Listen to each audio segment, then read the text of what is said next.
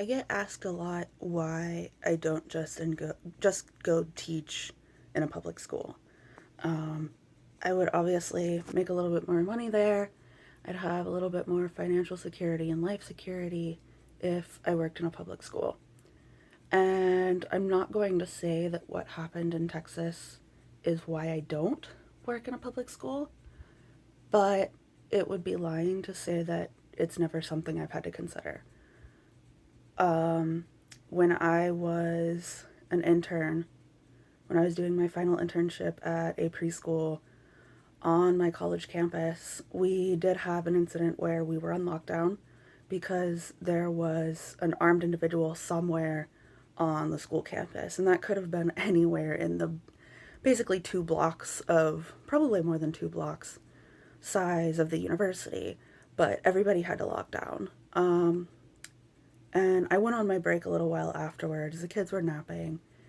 And I had a discussion with a teacher from another room who was actually a friend of mine who was in the same class as me. So she was also doing her internship. And we had the discussion of if that shooter were to get closer to the school, what would we do? The closets were very small spaces. One of the closets in my classroom had cots in it, and my classroom in particular didn't have a bathroom where you could even go.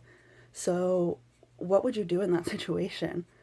And I think that's a situation that a lot of teachers have found themselves in the last few years contemplating.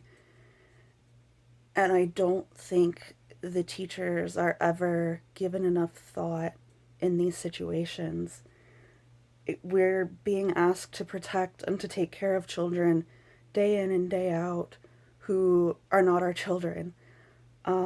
At the end of the day, these are somebody else's kids. We have no right to them, and yet we're asked to, in some cases, put our life on the line for them.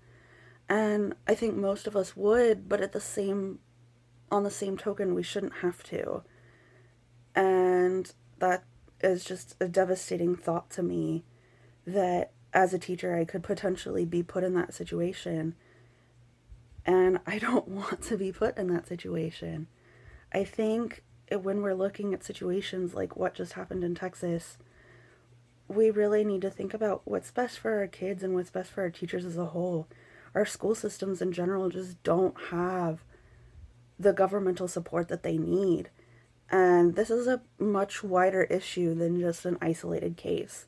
Something really needs to be done to put our teachers and our students in a better position.